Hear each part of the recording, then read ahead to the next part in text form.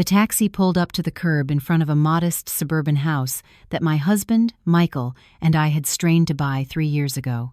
Michael quickly opened the car door, helping a gaunt, frail woman step out. It was my mother-in-law, Elizabeth. I hadn't seen her in only 6 months, and her appearance had deteriorated shockingly. Terminal lung cancer with metastasis had drained the life from a woman who was once as strong as an oak. Now, she was nothing but skin and bones. Her eyes were sunken into dark sockets that reflected an infinite weariness. I hurried over to take the old suitcase from Michael's hands. A potent smell of medication and antiseptic hit me, stinging my nose. Michael looked at me, a certain evasion in his eyes, and his voice was urgent, as if someone were chasing him. He told me to help his mother get settled in her room so she could rest. He needed to talk to me about something important right away. I escorted my mother-in-law to the small downstairs bedroom I had thoroughly cleaned the day before. Elizabeth sat on the edge of the bed. Her breathing was a heavy, wheezing gasp, like the bellows of an old forge. She took my hand. Her rough, calloused skin brushed against mine. She said nothing, only looking at me with a strange expression, a mixture of pity and resignation. I returned to the living room. Michael was already there, adjusting his tie, and next to him stood a large, perfectly packed suitcase. My woman's intuition told me something was wrong. Michael approached, placing his hands on my shoulders, and in a grave, serious voice, he told me, "Sophia, I just received the board's decision this afternoon. The company is sending me to Germany for a year to oversee a key project. It is my only chance for a promotion to regional director." I froze, looking back and forth between the suitcase and his face. I stammered, "A year? Why so sudden? Mom just got here, sick as she is. You are planning to leave now?" Michael sighed. His face showed a distress that seemed meticulously rehearsed. He knew it was a sacrifice for me, but he told me to look at his mother. Terminal lung cancer. The treatment costs were a fortune every day. If he did not accept this assignment, where would they get the money for her medicine? For the radiation therapy? He was going for this house, for his mother, and for our future. His words fell upon me like a net of moral responsibility, preventing me from voicing any objection. He was right. His mother's illness was a bottomless pit that swallowed our money, and my salary as an office administrator barely covered our basic expenses.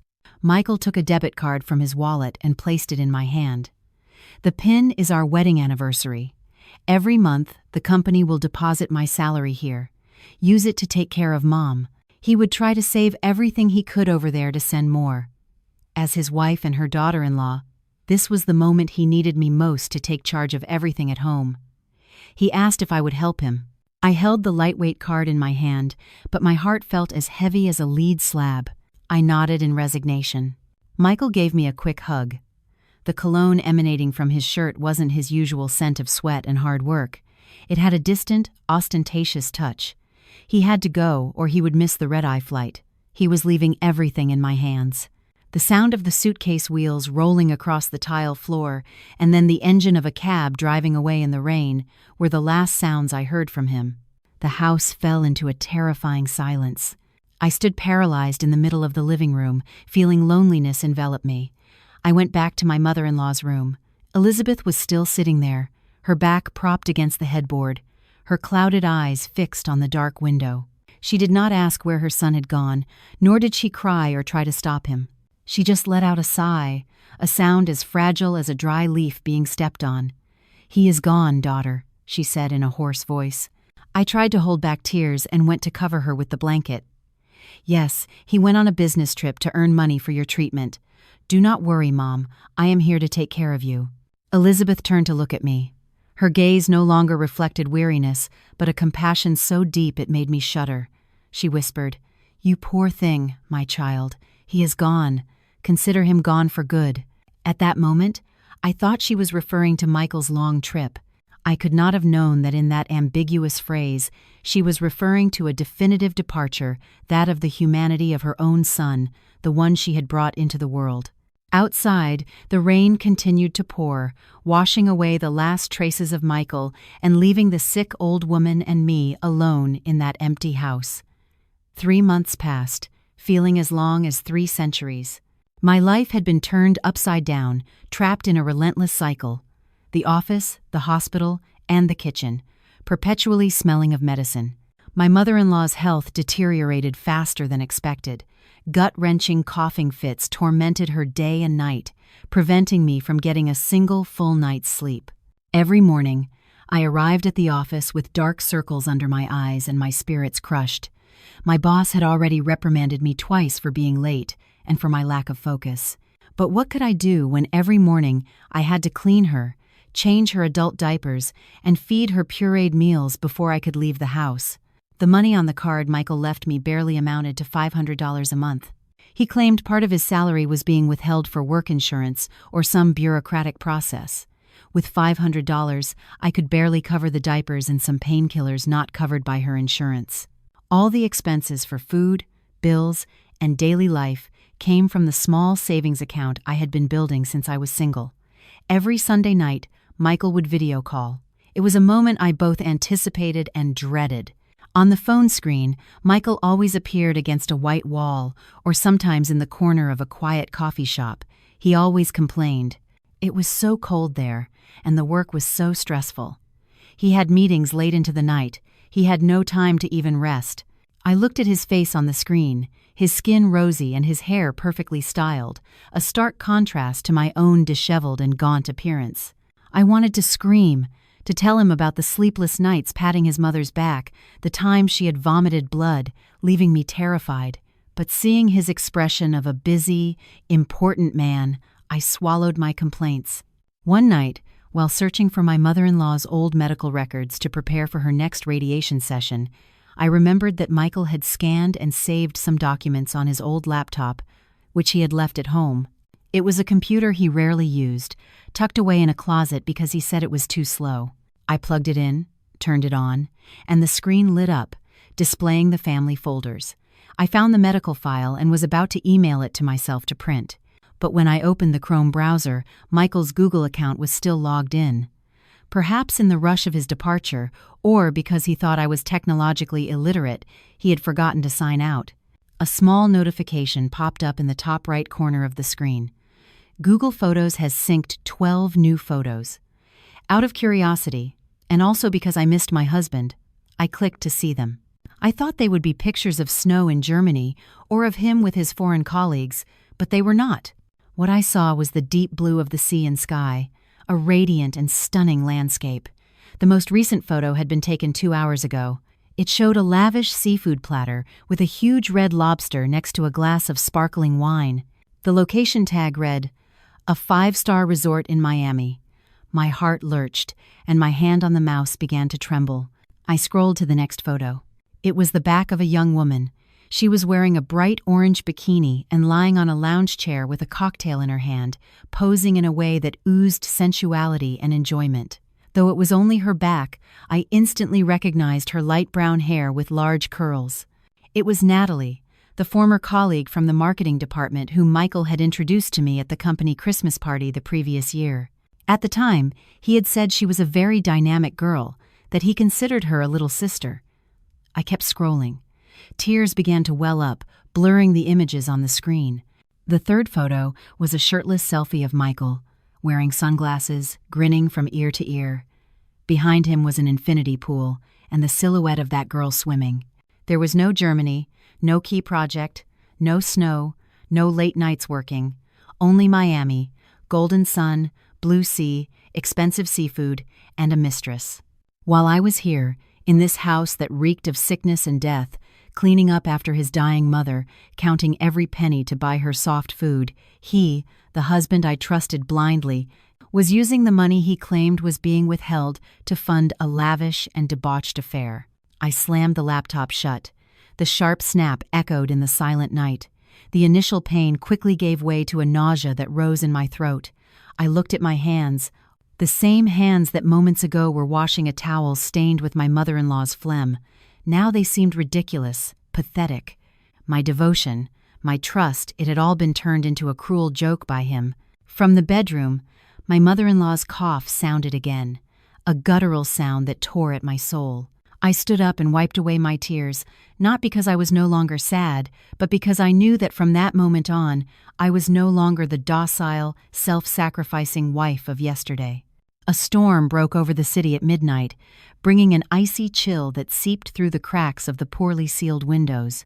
In the small room, steeped in the scent of medicine, my mother-in-law's breathing became a sharp whistle, like a dry leaf skittering across asphalt. Elizabeth had adamantly refused to go to the hospital to be put on a ventilator. She said she wanted to die at home, in her own bed, not surrounded by the cold, tangled tubes of an intensive care unit. I sat on the edge of the bed, wiping her forehead with a warm, damp cloth to dry the beads of cold sweat.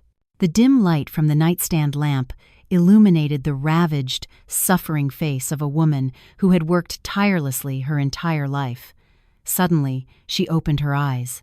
Her eyes, already clouded by illness, shone with a strange intensity, like an oil lamp burning brightest just before it goes out. She waved her bony hands in the air, searching for me. I took her hand. It was ice cold, all skin and bone, but she squeezed mine with incredible force. Her sharp nails dug into my skin, causing a sharp pain, but I dared not pull away. She looked at me, her lips moving, her ragged breath smelling of farewell. She whispered, her broken voice drowned out by the drumming of the rain on the roof. "Sophia, my child, Michael is a scoundrel. I know everything. I know where he is." My heart tightened. So she knew. The old woman, bedridden and seemingly detached from the world, knew the cruel truth I had just discovered. She had not said anything, not because she did not know, but because the pain was too great to put into words. Tears welled up in the wrinkles at the corners of her eyes, sliding down onto the pillow and dampening the fabric of my shirt. She struggled to sit up, pulling me closer, whispering in my ear as if she feared someone might hear, though only 2 lonely women remained in that house. "Good daughter, listen to what your mother is telling you. After you are finished with my funeral, go back to my hometown alone. Remember, go alone. Go to the old kitchen and dig under that big ceramic crock where we used to keep the pickles, in the corner. I have hidden something there for you." Her voice faded away, lost in the roar of thunder that shook the sky. The hand gripping mine suddenly went slack and fell limply to the side of the bed. Her heavy, labored breathing stopped completely. The room plunged into absolute silence, broken only by the sound of the torrential rain, as if it wanted to wash away all the suffering of a lifetime. Mom was gone. I sat there, motionless, looking at her now peaceful face. I did not scream or despair. I just felt an immense emptiness taking over my mind. The only person I had left in this house, my silent ally, was gone forever. Trembling, I picked up my phone and dialed Michael's number. 1 ring, 2 rings. By the 10th, no one answered. I called again and again. On the 5th try, he replied with a terse, cold text message. "I am in an important meeting with the German partners to close a deal. Cannot talk. How is Mom?" Reading the message, a bitter laugh escaped my lips as tears streamed down my face. A meeting with German partners at 3 a.m., Chicago time.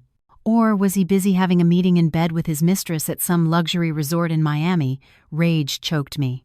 I typed each letter, my fingers trembling on the touchscreen. "Mom passed away. Come home." The message was sent, and the read receipt appeared instantly, but the only response was a prolonged silence. Outside, the rain continued to pour, cold and indifferent, like the heart of the man I called my husband. I took my mother-in-law's cold hand again and whispered, "Mom, rest in peace. I will go back to the town. I will find what you hid. I will not let your sacrifice be in vain." Michael did not come back. It was something I had expected, but when it was confirmed, I felt a cold ash in my heart. He used the excuse that the project was in a critical phase and that if he left now, he would have to pay a multi-million-dollar penalty. He promised to make it up to me later. At the funeral, my cell phone was solemnly placed next to Elizabeth's photograph. The screen showed a video call from Michael. He appeared in an immaculate black suit, his face contorted in grief, weeping dramatically through the screen. He cried out, "Mom, I am a terrible son. I could not make it back in time to see you one last time. Mother from heaven, bless me so that I may succeed and honor your memory as you deserve. The relatives and neighbors who came to offer condolences, seeing the scene, clucked their tongues in sympathy. They whispered among themselves, "Poor Michael, working so far away he could not even come back for his own mother's burial, but at least he said his goodbyes. You can see he has a good heart. Some even came over to comfort me. Be strong and handle everything for him. He left for the good of the family." I stood there, bowing my head in thanks, but inside, I felt absolute contempt. I looked at the face distorted by fake grief on the screen and remembered the photos of him laughing by the pool with his mistress.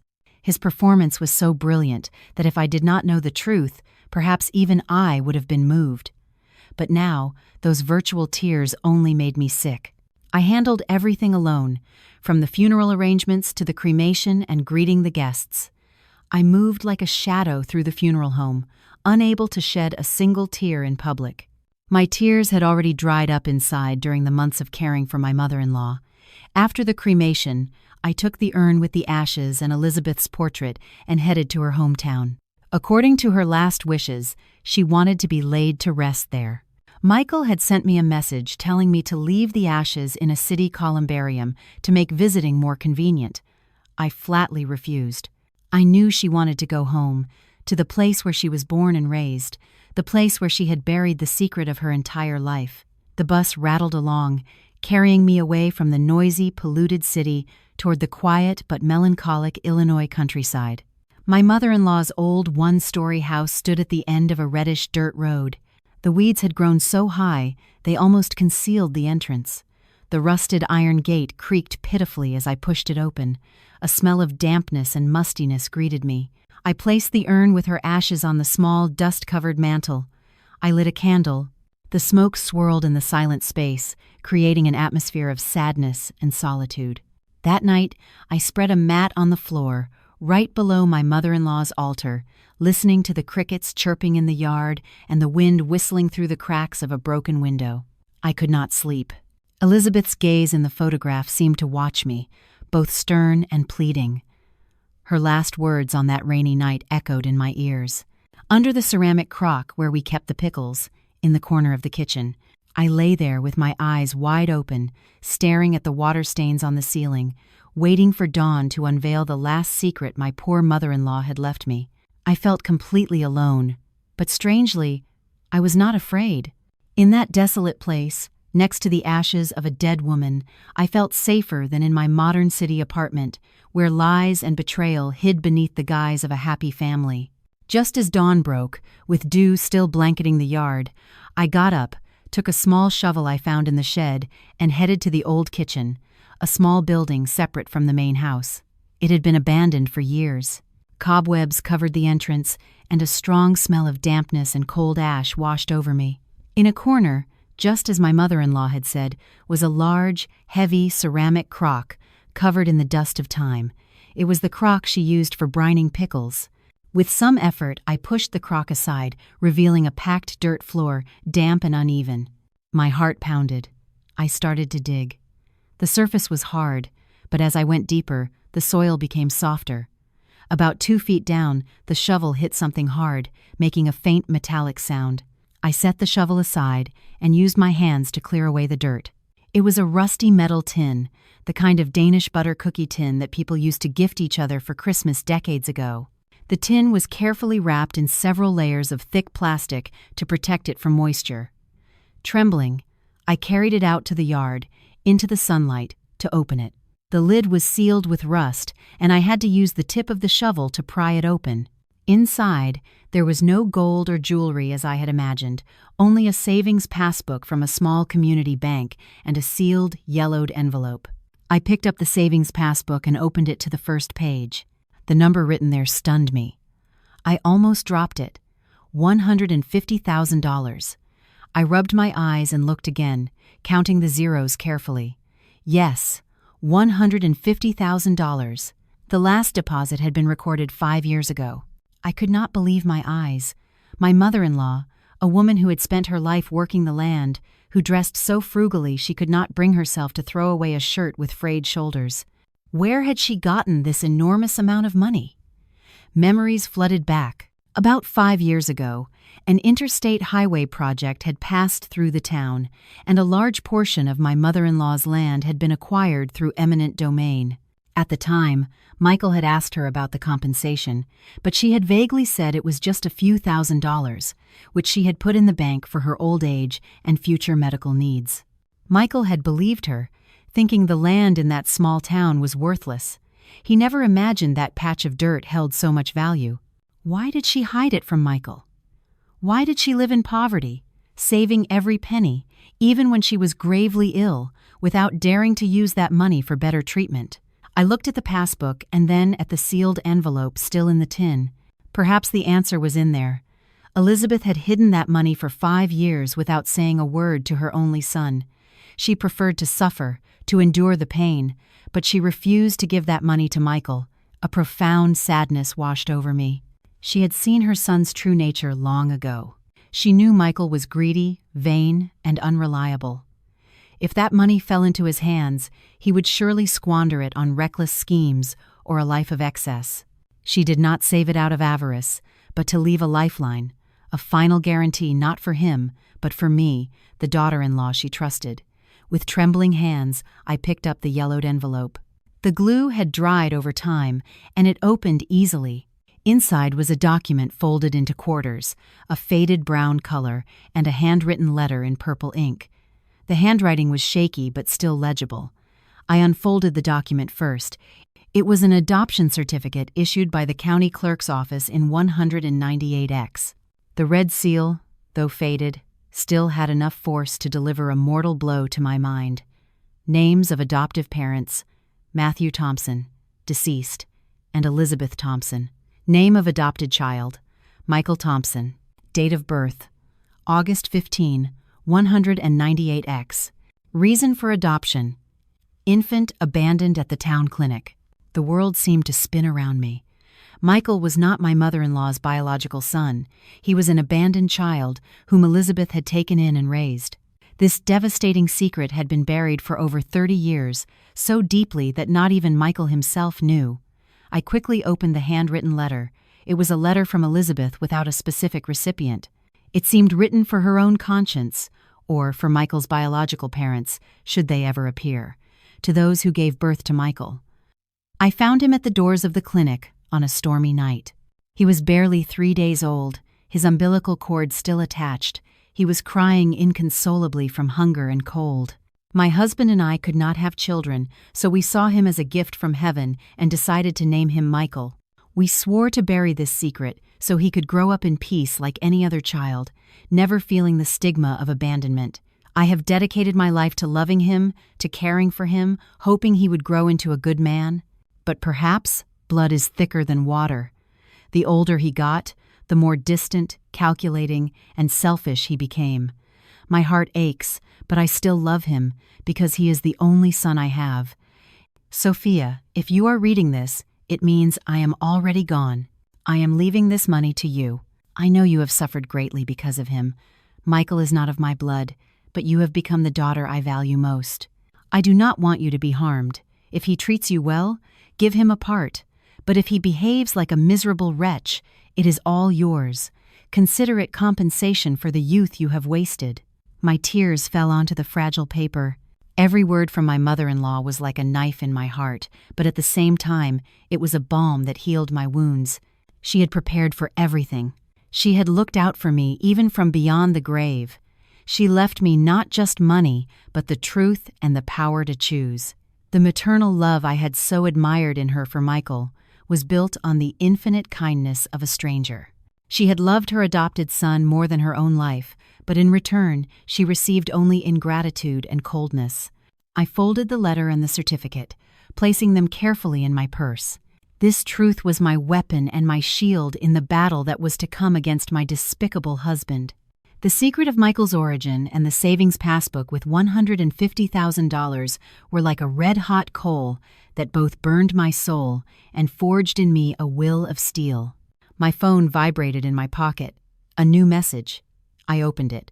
On the screen was the name, My Love, a name I had not yet changed, a bitter irony in my current situation. Michael had sent a photo of an endless white sand beach with a cheerful message. This weekend, the partners invited me to a resort in Germany. The scenery is beautiful. I wish you were here. At the end of the year, when the project is finished, they will give me a big bonus. I will make it up to you for everything, honey. I zoomed in on the photo, examining every detail. He thought I was a naive woman who knew nothing beyond the kitchen stove, easy to deceive. But he was wrong. In the bottom right corner of the photo, reflected in the glass of a round table, was the silhouette of Natalie, sitting with her legs crossed, holding a turquoise-colored cocktail. And in the distance, I could make out the clock tower characteristic of a famous Miami resort I had always dreamed of visiting, but which Michael always dismissed as too expensive. Germany. He was putting on a clumsy play to hide his life of luxury, built on his wife's sweat and tears. I took a deep breath, suppressing the anger rising in my throat. This was not the time for a jealous scene or to unmask him. I needed him to come back immediately, and the only thing that could lure a greedy man from his den of pleasure was money. I typed a reply, each word carefully weighed, like a hunter setting a trap.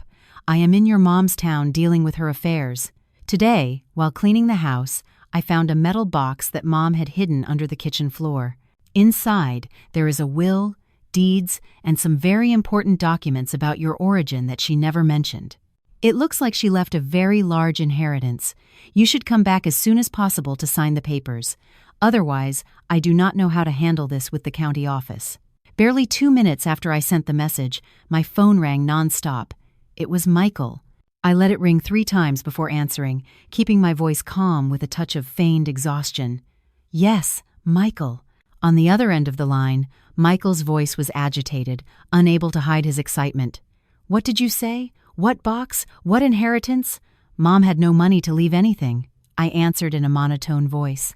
I am not sure, but I saw property deeds, a bunch of papers. The clerk at the county office says it is very important and that the presence of the only son is required to resolve it. If you do not come, they will not let me touch anything. Michael was silent for a second. Then his tone changed instantly.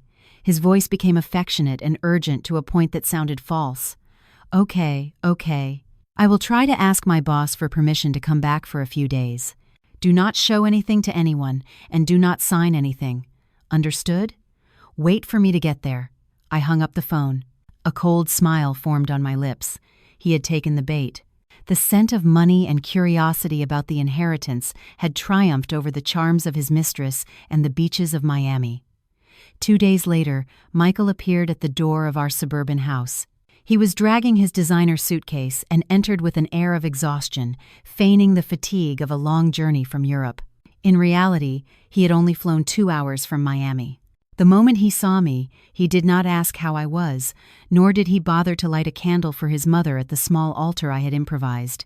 The first question that came out of his mouth, as his eyes greedily scanned the room, was, "Where is the metal box and the papers Mom left? Show them to me now." I was sitting on the sofa, fiddling with a cup of cold tea, calmly observing the man I once called my husband. Only a few days had passed, but he still looked impeccable, with a sun-kissed tan that contrasted sharply with my own haggard and exhausted appearance after the funeral. I put the cup down on the table and pushed a thick stack of papers toward him. Michael pounced on them like a hungry beast, but as he opened them, the greedy smile on his face vanished, replaced by astonishment and disbelief. Inside, there were no deeds or wills, but a pile of hospital bills, receipts for medication, funeral expenses, and cremation costs. I had stapled them all together neatly. The total came to $22,000. Michael looked up, glaring at me. "What is this? What are you trying to pull?" I looked him straight in the eye, my voice firm. "These are all the expenses for Mom's treatment for the last 3 months and the cost of the funeral. I had to empty my savings account and borrow money from friends to cover everything. You are her only son, and the one with the good job abroad. You have to pay this amount to settle the debts. Then we can talk about the inheritance." Michael threw the bills on the table, his face flushing red. "Are you crazy? I just got here." "I have not been paid for the project yet. Where am I supposed to get that much cash right now? Besides, Mom was in a public hospital. How could it be so expensive? Medications outside the formulary, specific treatments. Did you think they were cheap? I growled, the resentment that had been building for so long about to erupt. While you were vacationing in your Germany, I had to scrape together money from everywhere so Mom could pass away in peace. You have not contributed a single cent or a single day of care, and now the first thing you ask about is the inheritance. Michael was caught. His gaze became evasive. He softened his tone, trying to reclaim his image as a responsible husband. I know you had a tough time, but we will sort out the money. The important thing now is Mom's will. I need to know what she left so I can take care of everything properly. Give me the real box. I saw through his dark soul. He had no intention of paying the debts. He just wanted to take whatever was left. His greed and indifference were now laid bare, without the cloak of respectability he used to wear. The box and the important documents are in a safe in her hometown. I stood up, brushing off my sleeves as if to remove some invisible dirt. If you want to see them, you will have to come with me. There, before Mom's spirit, we will talk things out clearly. Michael frowned, annoyed at having to travel again, but his greed won. He nodded. Fine, let's go. I need to light a candle for Mom, too. What a hypocritical thing to say. He was not going back for his mother. He was going back because he believed a treasure was hidden under the roof of that humble house. The house in the small town greeted us with a sepulchral silence. The afternoon sun cast long, uneven patches of light across the old tile floor, dust motes dancing in the air, thick with the scent of time. I led Michael to the back room, where I had placed a small safe I had just bought to store the important evidence. Michael stood behind me, his breathing shallow and anxious. I turned the combination dial. The lock clicked open. I took out the yellowed adoption certificate and my mother-in-law's handwritten letter and placed them on the wooden table in the center of the room. Look, this is what Mom wanted you to know. Michael picked up the paper. At first his expression was one of curiosity, but soon his hands began to tremble violently. His face drained of color, going from red to a deathly pale. He read the word adoptive over and over. He stammered, unable to form a coherent sentence. What? What is this? This is a joke. This paper is fake. I calmly poured a glass of water, my voice cold. It is a document with the official seal of the county clerk's office from that time. Look at it closely. Mom kept this secret for over 30 years. You are not her biological son. You are a baby who was abandoned at the clinic, and she took you in. Impossible. You are lying, Michael shouted, crumpling the paper in his hand. I am her only son. She spoiled me rotten. How could I be adopted? It is precisely because she loved you more than her own flesh and blood that she hid it from you your whole life. I looked him straight in the eye, my gaze sharp. But how did you repay her? You abandoned her on her deathbed to go party with your mistress. You let her die alone. Michael froze. His initial aggression vanished in the face of the overwhelming secret and the raw truth I had just revealed. He collapsed into a chair, clutching his head, his face a mask of confusion. His pride as the only son, the authority he had always assumed to decide everything in the family, crumbled in an instant. I delivered my final blow. I took out a will I had drafted myself, based on my mother-in-law's instructions and with legal advice on inheritance rights, and placed it in front of him.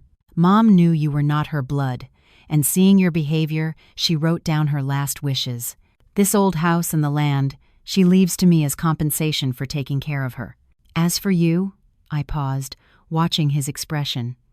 According to the law, an adopted son has the right to inherit, but he must also assume the deceased's debts. That $22,000 debt from the hospital, plus the loan Mom took from the bank last year to fix the house, which has not been paid off yet, you will have to assume half of it. Michael's head snapped up, his forehead beaded with sweat. He was already drowning in debt from gambling and from supporting Natalie. Hearing that he had to take on more debt, he turned pale with fear. This rundown house is worthless, and you expect me to take on the debts, he shouted, as calculations of profit and loss swirled in his head. Are you trying to set me up? I am not setting you up. I am offering you a way out. I took the divorce papers, already signed by me, out of my bag. Let's get a divorce. I will keep this house and assume the entire $22,000 debt. In return, You sign the papers. We will have no more ties, no shared assets or debts. You will be free, without burdens, without the responsibility of honoring someone you share no blood with." Michael grabbed the divorce papers, examining each clause. His gaze flickered, calculation reflected in every line on his face. He was weighing his options. On one hand, a debt of over $22,000, responsibility for a deceased adoptive mother, and a townhouse he considered useless.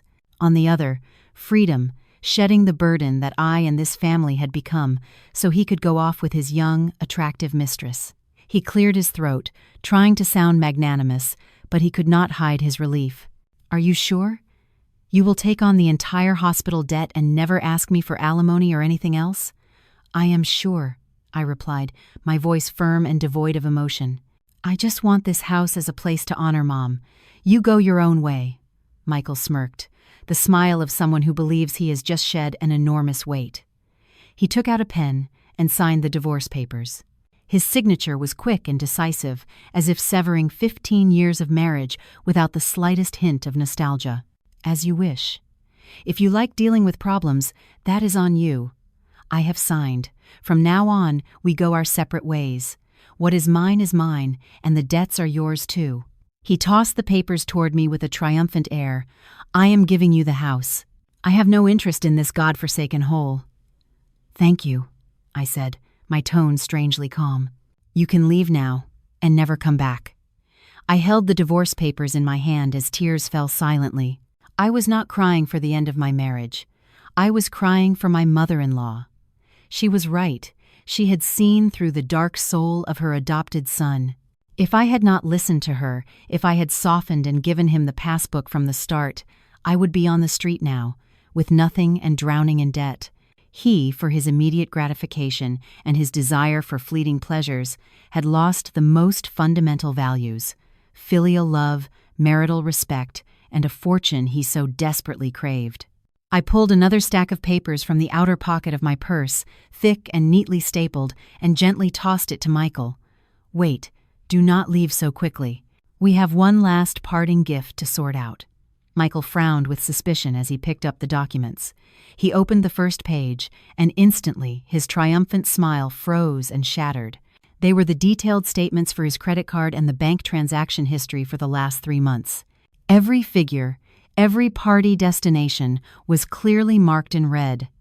"Where did you get this?" Michael's voice cracked. His hands began to shake as he flipped through the pages. I answered calmly, my voice like ice. "Did you think I was a fool who only knew her way around a kitchen?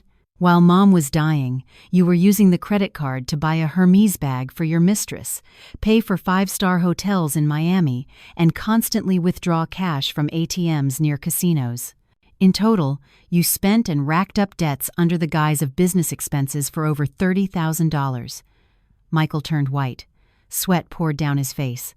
He tried to defend himself, trying to salvage what little dignity he had left. "So what? It is money I earned. I can spend it how I want. Besides, we were married. You are responsible for half of that debt too." "You are wrong." I cut him off, my voice like steel. "Read the 3rd clause of the divorce agreement you just signed. Both parties declare they have no shared debts. Any debt incurred in the name of one party or spent for personal purposes will be the sole responsibility of that party." Michael was stunned. He quickly pulled the agreement from his pocket to reread it. In his haste to get rid of the house debt and hospital bills, he had not bothered to read the fine print. I stepped closer to him, staring into his panic-stricken eyes. "All the money you spent on your mistress and on gambling has been proven to be for personal purposes, not for the family's needs." I consulted with a lawyer. "Now, not only have you lost the inheritance, but you will have to carry a debt of over $30,000 all by yourself. Congratulations. You have the freedom you wanted so badly." Michael stood motionless. The paper in his hand fell to the floor. He opened his mouth to say something, but no words came out. The trap his own greed and arrogance had set had snapped shut on him, trapping him in a brutal reality he had never foreseen. 2 days later, after the divorce was finalized, I received a call from an unknown number. On the other end, a shaky, hesitant female voice, very different from the arrogant tone in the photos I had seen. It was Natalie, Michael's mistress. She wanted to meet me in a discreet coffee shop in a quiet alley. She said she had something life or death to discuss with me about Michael. When I arrived, Natalie was already there. She was hunched inside an oversized coat, her subtle makeup failing to hide her haggard look and the deep, dark circles under her eyes. When she saw me, she looked down, wringing her hands nervously. She looked like a drowned, helpless kitten, not the queen who had stolen another woman's husband. I sat down across from her and got straight to the point. "What do you want? If you have come to show off your trophy, you are too late. I have already gifted him to you." Natalie looked up, her eyes red and filled with tears. She shook her head. "No, it is not that, Sophia. I want to tell you the truth. I am not pregnant. It was a lie. It was all a charade to force Michael to marry me and get money out of him." Although I had suspected it, hearing it from her own lips sent a chill down my spine at the terrifying calculus of human beings. I smiled bitterly. "Oh, really? And now that he is broke and drowning in debt, since there is nothing left to get, you are trying to back out?" "No." Natalie nodded frantically, tears streaming down her cheeks. "I know I was wrong. I thought he was rich, but he turned out to be just a fraud, living off the money he got from you and your family. Now, some loan sharks are after him for gambling debts. I am afraid it will splash onto me. I want to leave him, but he will not let me go. He is threatening to post intimate photos of me if I leave." She took a deep breath, trying to calm herself, and lowered her voice, looking around cautiously. "Sophia, I know Michael is planning to hurt you. He is working with a sleazy lawyer to sue you for fraud and for abusing his mother. He has faked messages and manipulated photos to discredit you so he can claim the inheritance and force you to share his debts." I gripped the handle of my purse tightly. Rage consumed me. Michael had truly lost all humanity. After deceiving me for years, he now wanted to corner me with the vilest tactics. Natalie slid a piece of paper across the table with a bank account number on it. "I have proof. I have secretly recorded his calls with the lawyer, and I know the password to his computer where he keeps all his dirty laundry. I will sell you all the evidence for $3. 00. I need the money to pay off a debt and start over somewhere else. With this, he will not be able to do anything to you." I looked at the young woman before me with a mixture of bitterness and pity. She was also a victim of her own pragmatism and superficiality, trapped in a spiral of money, and now she had to betray her lover to escape. $3,000 was not a small amount, but compared to my safety and honor, it was worth it. "All right," I replied dryly, "but first I need to see the merchandise. If the information is valid, the money will be in your account instantly." Trembling, Natalie connected a small black flash drive to my laptop. She moved quickly, as if trying to get rid of the burden as soon as possible. On the screen, several folders with strange names appeared. Natalie opened them one by one. First, the call recordings. Michael's voice, clear and full of resentment. "My wife is an idiot. A couple of threats and she will get scared. Prepare the lawsuit for abusing my mother to death. Add the photos I doctored the other day. I have to get that house back one way or another, or the loan sharks will skin me alive." My blood boiled. I had shared my life, sacrificed everything for this man, and to him, I was just a pawn, a fool to be used and trampled on. Then came the files of sick chats with other women, not just Natalie. But what shocked me the most was the last folder. It contained screenshots and an Excel file detailing his online gambling activities. Transfers of thousands of dollars every night, bets on international sites. Natalie pointed to a picture of a company seal. "This is the most important thing. He created a shell company and used this seal to forge contracts and embezzle funds from the company where he works. He laundered the money through virtual casinos. I heard him say he has already stolen over $100,000. A shiver ran down my spine. Michael was not just a bad husband and an ungrateful son. He was a full-blown, white-collar criminal. He had sunk so deep into the mire that now he wanted to drag me down with him. I closed the laptop, took out the flash drive, and clutched it in my hand. It was small, but it felt as heavy as a ton. It contained the entire sordid truth of Michael's life. It was the sword of justice I needed to put an end to his plans. I took out my phone and transferred the $3,000 to Natalie. Seeing the confirmation message, her face relaxed slightly, but her eyes were still filled with fear. "Thank you. I am leaving. Be careful. He is like a cornered, rabid dog now. He is capable of anything." Natalie grabbed her bag, pulled her hood over her head, and quickly disappeared into the crowd. I was left alone, drinking a bitter, cold coffee, feeling a mix of disgust and compassion for myself, for my late mother-in-law, and even for Michael. He had destroyed his own life with his greed and desires. Now, with this flash drive in my possession, I was no longer the passive victim. Back home, I got to work finding the last piece of the puzzle. According to Natalie, Michael had a secret compartment behind the bookshelf in his old home office. I called a locksmith, telling him I had lost the key. After nearly an hour, he managed to open the complex electronic lock. Inside was a tightly shut metal box. I used a crowbar to force it open. Inside was a document. It was a will, but not my mother-in-law's. It was a fake one Michael had commissioned from his lawyer. In it, Elizabeth left all her assets, including the town property and the money Michael suspected she had, to her only son. What chilled my blood was the date on the document. On that day, my mother-in-law was in a deep coma in the hospital, connected to machines. How could a person in a coma get up and sign a will?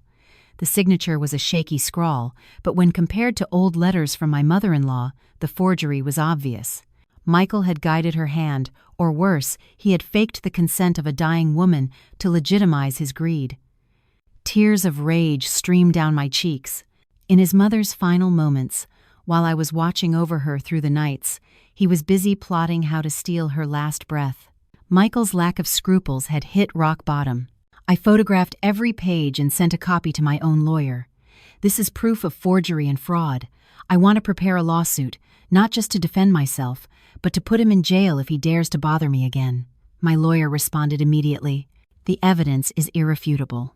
With this and the contents of the flash drive, he has no escape. The law will not let such a soulless being go unpunished." Michael came looking for me one afternoon, but this time he was not alone. He was accompanied by a middle-aged man with gold-rimmed glasses and a leather briefcase, but with a shrewd, shifty look. They pounded on the door. I opened it, and before I could say anything, Michael barged in aggressively.